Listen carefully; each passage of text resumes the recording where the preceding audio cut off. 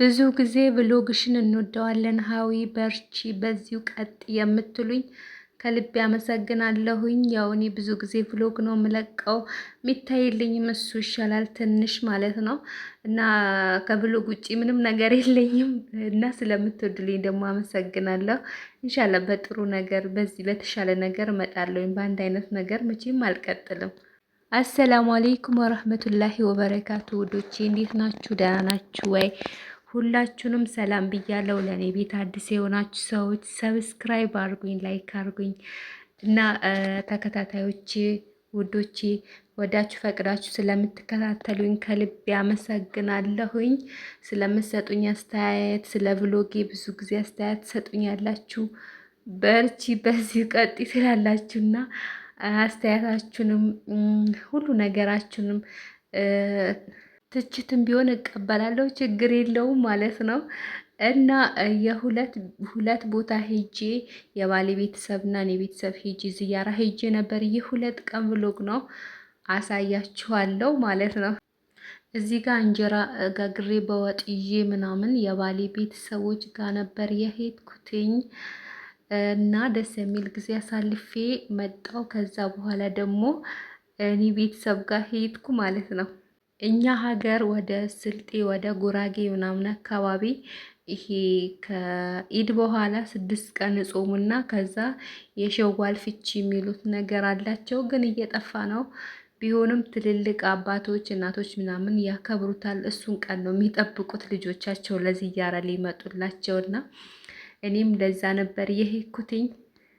በሸሪያ ምናምን አይታወቅም፣ ግን እንደ ባህል ነገር ነውና ይሄ ሀገር የባሌ ሀገር ነው ውዶቼ። የዚህ ሀገር የዚህ ሰፈር ልጆች ሰብስክራይብ አድርጉኝ፣ ሼርም አድርጉልኝ ካያችሁት ይሄን ቪዲዮ ማለት ነው። እና አጠፉም ትኖራላችሁ ብዬ አስባለሁ፣ አንድ ሁለትም ቢሆን ማለት ነው። እዛ ውለን አድረን ከልጄ ጋር በጧቱ እየተመለስን ነው። ከዛ በኋላ ደግሞ እናቶች እኔ ቤተሰብ ጋር ሄዳለሁ።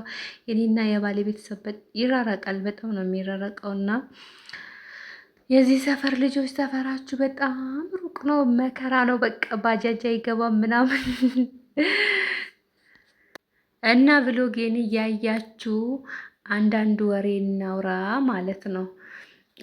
ብዙ ጊዜ ያው ብሎግ እየሰራው ወሬ ነው የማወራችሁ። እኔ ያየሁት የታዘብኩትና በራሴ የሆነ ነገር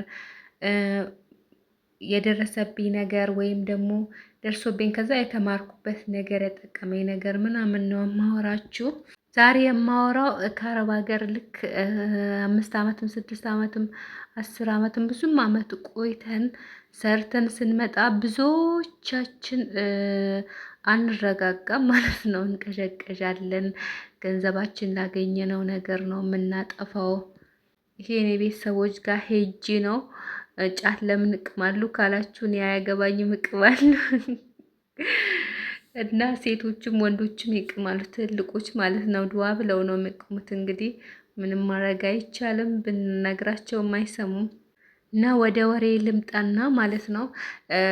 ብዙ ጊዜ ከአረብ ሀገር ከተመለስን በኋላ መረጋጋት ያንሰናል እና ከዛ ስንመጣ ገና እዛ ወደ ኢትዮጵያ ስናስብ ምን ማሰብ አለብን?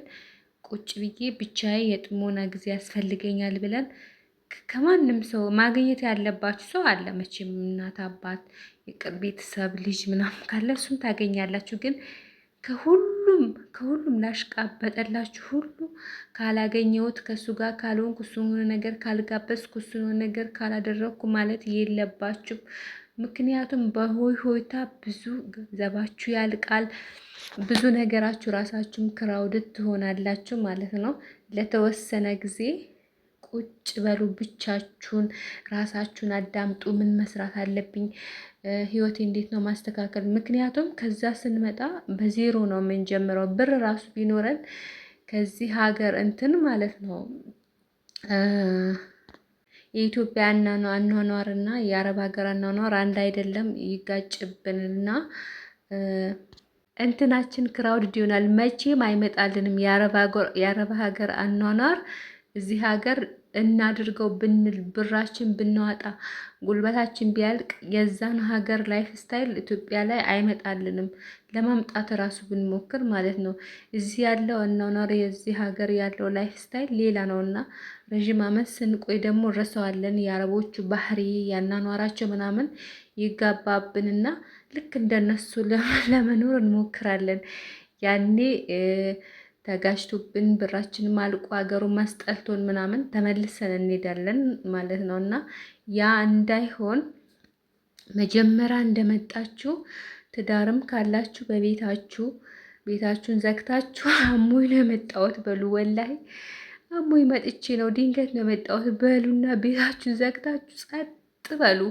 ጸጥ ስትሉ ሳትወጡ በሰውም ራሱ ፊት ስታጠፉበት ምናምን ሰብስብ ይላል። ይሄ ግርግር የሚያበዛው ሰው ምናምን ከጠገባችሁ ዞር ይላል ያኔ። ከዛ በቃ ቀስ ያላችሁ የራሳችሁን ህይወት ማስተካከል ትችላላችሁ ማለት ነው። እና ለዛ ደግሞ ራሳችሁ ናችሁ መቆጣጠር የምችሉ። ሰው የሚመጣው ሰው ግርግር የሚፈልገው ሰው ምናምን መቆጣጠር አትችሉም።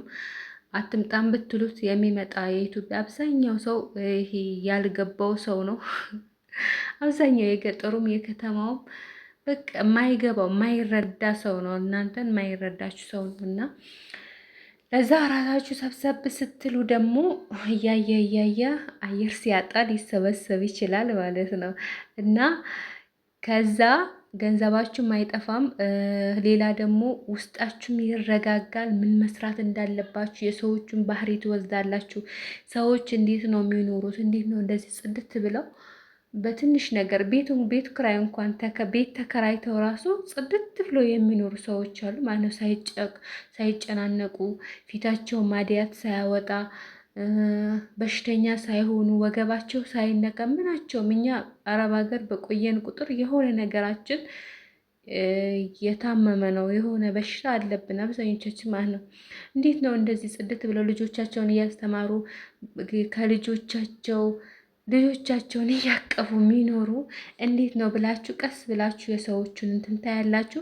ከዛ በኋላ ደግሞ እናንተ ቀስ እያላችሁ ያን የኢትዮጵያውን ላይፍ ስታይል የዚህን ሀገር አኗኗር እየለመዳችሁ ትመጡና በቃ አረብ ሀገር ያስጠላችኋል እላችኋለሁ። እና አሁን ብዙ ልጆች ይመጡና በቃ ተንቀሽቅሸው ያላቸውን ነገር በሆነ ነገር ደግሞ የሚከብ ሰው እኮ አታጡም። ይሄ ስትመጡ ከአረብ ሀገር ብዙ ሰው ነው የሚከባችሁ ምናምን አልሰጠችኝም ቢሉ ምንም አያመጡም። በቃ አውርተው ነው የሚለቁት። ግን የእናንተ ህይወት ተበላሽቶ እዛ ሄዳችሁ 10 ምናምን ዓመት የምታባክኑት ማንም ሰው አያስብላችሁም። ቆይታችሁ ስትመጡ ልጅ የላትም እኮ ምንም ነገር የላትም። ነገ ለታ ብራችሁ አልቆ እነሱ ደጃፍ ላይ ወይ እነሱ የሆነ ነገር ልትፈልጉ ስትሄዱ ብር የላትም እኮ አረብ ሀገር ይሄን ያክል ቆይታ መታ ወይ ያልወለደች ወይ ያላገባች እንደዛ ብላችሁ ነው ከጀርባ የምትታሙት ማለት ነው። ልክ ብራችሁ ያለቀ ቀን የወደቃችሁ ቀን።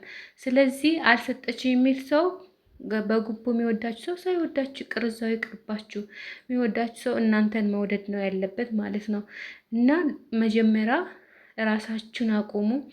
ከዛ በኋላ ስታቆሙ በሁለት እግራችሁ ስትቆሙ ሰውን መርዳት ባለባችሁ ነገር ትረዳላችሁ። በጉልበትም ሊሆን ይችላል፣ በገንዘብም ትረዳላችሁ። ግን ምንም ለናንተ ምንም ነገር ሳይኖራችሁ፣ ትዳር ሳይኖራችሁ፣ ልጅ ሳይኖራችሁ ቤት በቃ ተሰብስባችሁ ሳትቆሙ ለማንም ምንም ነገር ማድረግ የለባችሁ። ማድረግ ላለባችሁ ያው እናት አባት አለ ነገራችሁ አለው ግዴታ የምናደርግላቸው ልጁ ምናምን አለ ልጅ ካለብን ማለት ነው።